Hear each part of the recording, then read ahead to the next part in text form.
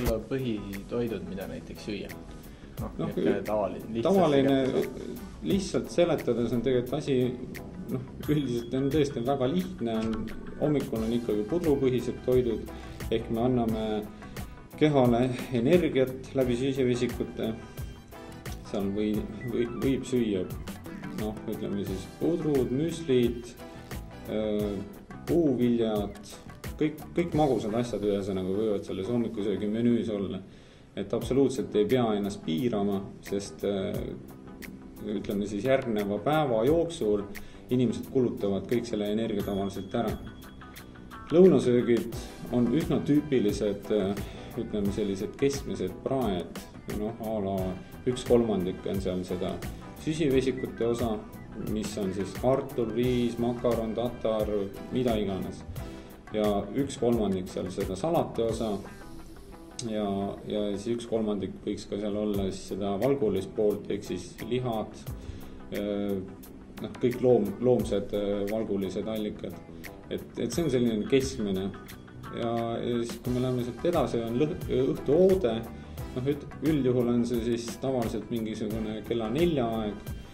Selle võib siis ütleme teha kogu selliselt natukene väiksema, võiks sisaldada seal mingid piimatoodet, näiteks kohupiimad ja võib-olla siis mõni puuvili veel sinna, et see ei pea nagu väga suur ja kogukas olema.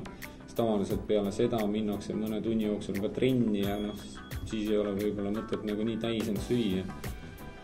Aga see peaks olema, ilma selleta ei ole nagu asjal pointi pikas perspektiivis. Peale trenni siis õhtusöögid võiksid välja näha üldjuhul siis sellised, kus on see valguline pool kindlalt esindatud, omega-3 rasvaallikad ehk siis pähklid, erinevad õlid, võib-olla kui võimalik, siis tegelikult see valguline ja omega-3 koos pakett oleks mingisugune kalatoode. Ja ütleme siis ülejäänud, mis sealt võiks nagu see menüü sisaldada, on pigem nagu sellised salatipõhised, võib-olla mõned puuviljad, aga sellist süsivesikute laadimist ma nagu väga sinna õhtusööki nagu ei soovita, et see on tavaliselt selliselt, et seda piiri tunnetada inimesel, et kui palju nagu tohib süsivesikut seal õhtul süüa, on väga raske. Tegelikult on see matemaatikas kinni, et üldjuhul inimesed on erinevad, see kaloraaž, mida nad vajavad ööpäevaringselt, on erinev.